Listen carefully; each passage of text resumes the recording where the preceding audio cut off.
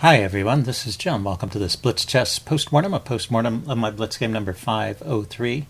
Let's see, my opponent kicked off with e4, and I decided to play the French defense with e6. Here, let's look at the opening book. My opponent, if we back up, yeah, we're just normal French territory here. My opponent played the unusual second move, c3.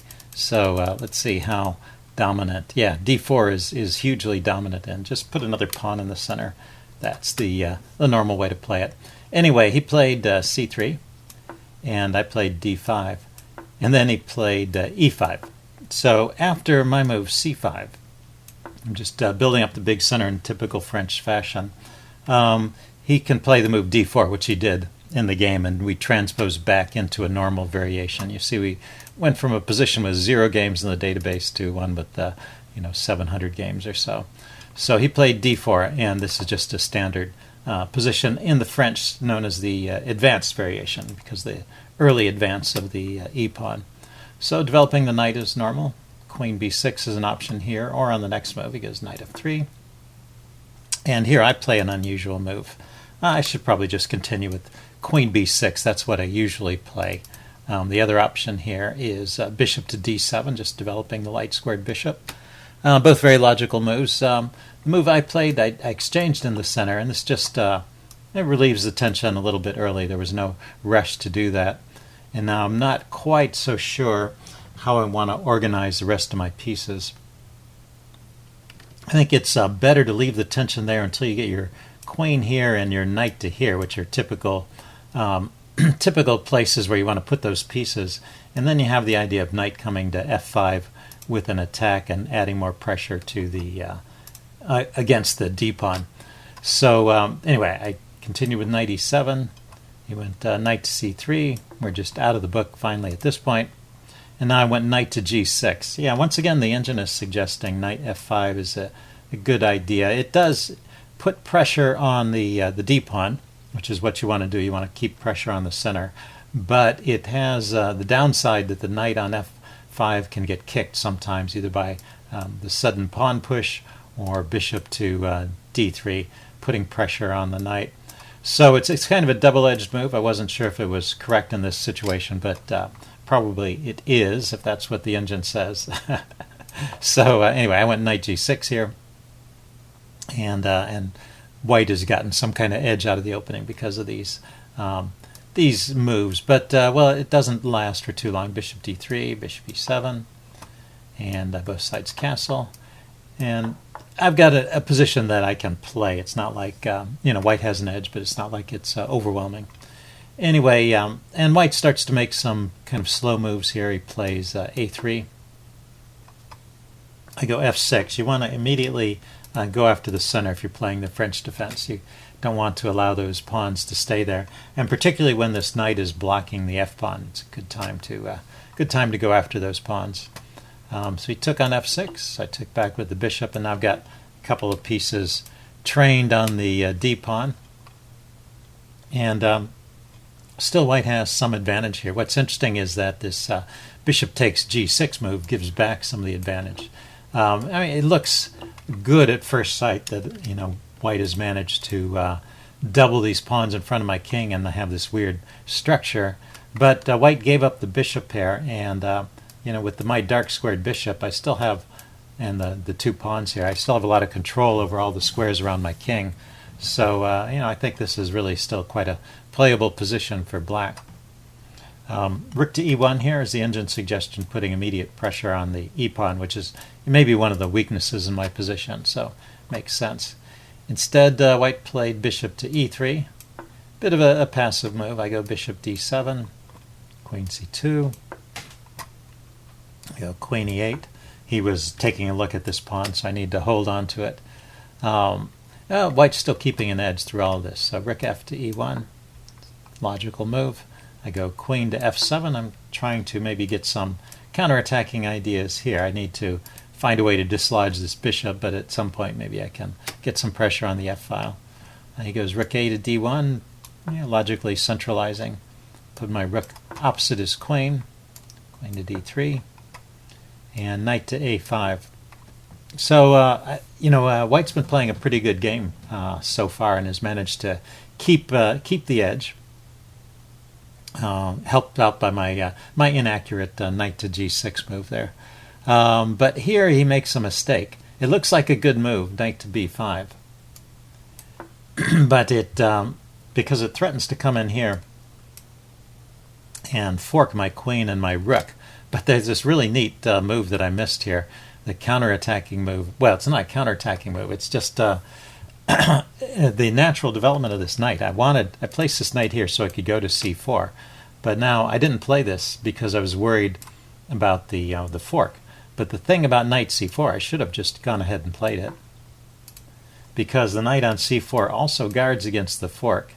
And it also interrupts the defense of this knight. So the knight is now hanging. So he has to do something immediately. The engine is suggesting b3. I mean, that's an idea. Kick my knight away, and then he can do the fork. But in this position, I can just take his knight off first because the knight there had done two things. It had guarded that square, and it had left his knight hanging. So I come out a pawn up in this sequence. See, he has to take the knight, and then I can take back with the rook or the bishop and just be a pawn up. So that's pretty interesting. I thought this knight to b5 move that he played here was actually a mistake. But I didn't spot the mistake. I just defended with bishop e7. I spotted the fork idea. And, so White's still keeping an edge. I go, he goes knight to d2, bringing the knight over. This allows queen f5.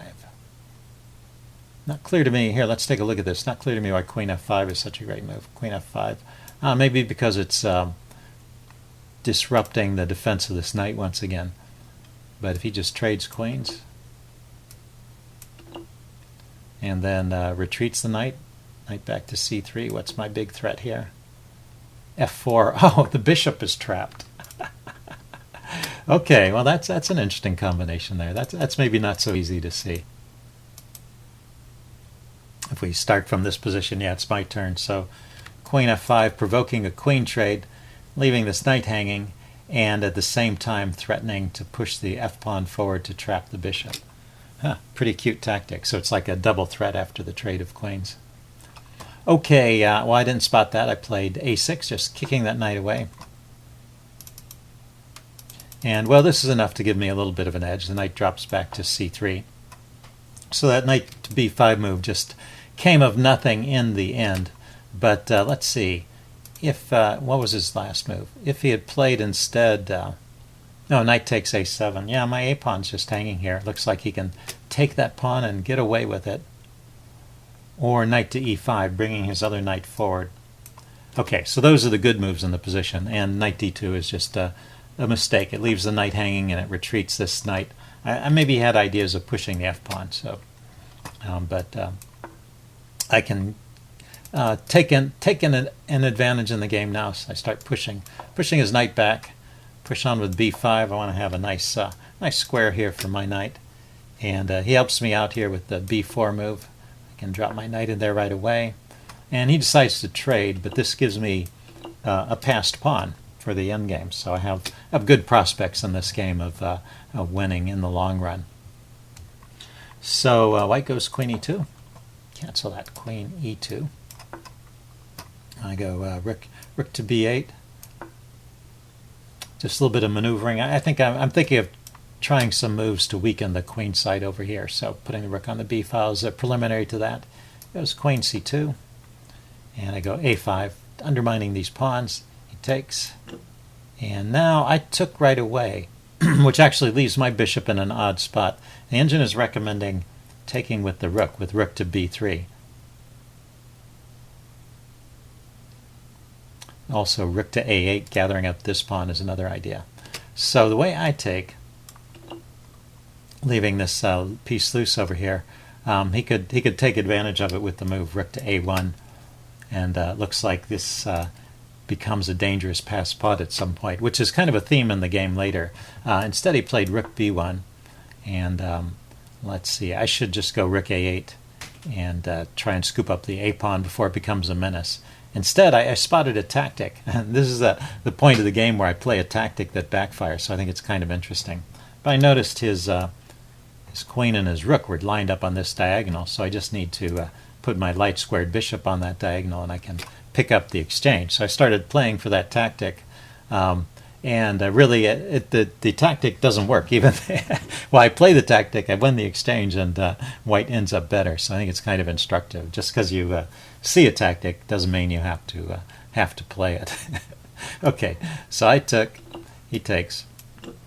I pushed on with e5, and now he doesn't have to take the pawn immediately. He could just attack my bishop with this rook move and then take the pawn, and then he's just a pawn up. So that's best play. But he just grabbed the pawn immediately, not spotting the tactic, and allowed me to play this move. He went queen to a2, hitting my bishop, and I took off the rook. Takes off the bishop. And so even though I'm the exchange up, actually there's a slight edge to white in this position. Well, I gave up a pawn for the exchange, but also he has two passed pawns. Now I thought, let's see, my next move is bishop d3. I thought these pawns in the center would be a strength for me, and they will in the long run be a strength, but immediately there's this problem of the a pawn, and in fact white's already starting to get a winning edge. Maybe so was bishop to d3 not the most accurate move there? Queen to f5. No, I think white gets an edge anyway. Yeah, it just takes the computer a little while to figure it out. But so this whole tactic, even though I succeeded in winning the exchange, it was a bad idea. It leaves white at this good position. He's got the bishop and the queen already lined up to support the advance of his a pawn, and my pieces are, well, I'm lined up over here, but his bishop is also securely defending f2, and he has potential pushes with the e pawn to distract my queen. So good position for white. Anyway, let's play on. There's more mishaps in this game. He starts by pushing his pawn forward. Not a bad idea. I get my rook in front of it, and he goes all the way to a7. So he's got this kind of permanent thorn in my side. Let's see. I try to get some counterplay with queen to e6, trying to maneuver my queen into the game, also blockading this guy momentarily. He goes bishop d4, defending his pawn. And then I went queen to g4 here. Okay, it's still on the right track. Just trying to poke around and see if I can maybe get into the back rank somehow. Although at the moment, you know, his queen and his knight are guarding all of these squares. So it's hard to see how I'm going to penetrate. But apparently I have enough counterplay here to keep him tied up, and it should be a draw. He goes queen c5. And now I need to play bishop to e4. That's the recommended move. I didn't like bishop e4 because I thought he would just play f3. So let's check this out. Bishop here. How about if he plays f3, forking these guys? Bishop takes. Oh, right, I can just take that. Okay. So g3 to defend against the mate threat, and bishop to f3. Oh, that's interesting. So instead I played queen f4. Like I said, his queen has left the guard of that c8 square, so I was thinking I could get to the back rank and threaten mate. He first grabs a pawn with check, and I move my king aside, and he can't take my rook immediately because of the mate threat, but he defends against the mate threat with g3. Yeah, so that's a losing move. A winning move is h3. This is kind of funny. So I guess this is really a sharp position. There's one move here that really wins. That's h3. So now my check, I can deliver the check, but it doesn't really do anything. Well, let's follow the chess engine line. Queen, check, king here. Now I need to save the rook. And basically it says, okay, well, we get the situation like in the game where I give up the rook for the bishop.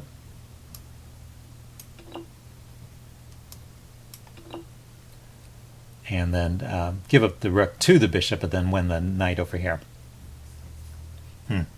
But it looks like white has a winning edge. Okay, well, we'll see something similar in the game. The funny thing is, after g3 instead of h3, I have a winning attack. And I missed the idea here, too. I played queen c1. His king goes to g2. And now I couldn't find anything better than grabbing the pawn. But bishop to f1 is a mate in 5. So it was a good... I guess this is a good test of your tactical or your ability to calculate See if you can figure out the mate in 5 from bishop f1.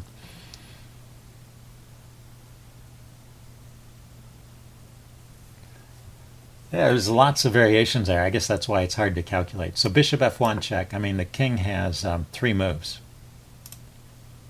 So if he goes to the back rank, these, I guess, are pretty easy. You have the typical idea of bishop h3 with a discovered attack, and there's no way to stop the mate. So so king to f3 is forced. But then how do you mate from here? You got to bring the rook in with check. That should have been a clue, that I could chase the king to a square where I can deliver this rook check. I was reluctant to leave this square, but I have to, and I might as well do it with tempo. He still has the idea of queening this pawn, so it's either this is kind of a go for broke approach, but I'm delivering a mate here. So where can the king go? I thought he could go to g4 here. It doesn't even list that as an option. Oh, there it is, king g4. Yeah. King to g4. Well, let's look at the shortest one first. King to e4 is a nice variation because there's a bishop to d3 is mate. So the bishop and the queen are taking away these diagonals, and the rook is guarding the escape square. So the king cannot run to e4. Let's see. Queen to f7 is a possibility, but that just is giving up the queen. So let's look at king to g4, and the mate here goes with queen h6, a move that's not a check, and that's why this is, I guess, hard to spot. But there is a mate threat. And now let's see, if he pushes his pawn forward to try and guard against that mate threat, there's another mate threat with the bishop. So the combination of queen here mate or bishop there mate is too much. Let's see, this most stubborn defense is queen f7. That just is giving up the queen, or queen g8 check. Yeah, just giving up the queen, and then he gets mated anyway. So that's how I could have put this game away. Instead of winning, I decided to take this pawn here, and now this position, it's similar to what we looked at, but I guess I just have enough counterplay here that his extra pawn and my extra pawn are going to be counterbalancing forces. So it looks like it's a draw from here on out. So let's go forward. There may have been a couple of points here where I got the edge. Right here. Bishop takes e6. Yeah, I'm not sure why I didn't play bishop takes e6 right away. And then right here, if you missed it, he's in check here, and he needs to play queen g2. That's the best move, and that would be drawing. Instead, he played this move, king to f3. And so here's your tactical quiz for this video. What's Black's move to refute king to f3? Okay, well, yeah, I didn't play it. He put his king there, but my queen here is a skewer. And I just win a queen there. Okay, so that didn't happen. I just grabbed a pawn, and I thought I was going to grab this pawn too, because I do it with check, and I thought I had maybe some kind of edge here. But somehow grabbing that pawn right away wasn't so good. So here's where I need to push my pawn and neglect his pawn. It's kind of funny. If I push on to c3, these endgames can be really tricky to calculate. If he just pushes on here, I have queen g5 check, and king goes back, bishop g4 check, king goes here, and now we get into a mating situation again. Also, this queen here is looking at the pawn. So anyway, the natural bishop takes e6 gets us back into more or less a drawing situation. And the evaluations don't really mean anything here. Basically, I have an extra pawn, but it's just a symbolic advantage because his bishop, as long as it can get to one of these squares in time, he can stop me from queening. So we just played on and got to a completely drawn position here, and then agreed to a draw at this point. So interesting game, and a lot of missed chances there. Hope you guys enjoyed the video. Leave any comments you have in the section below, and I will see you again soon. Bye.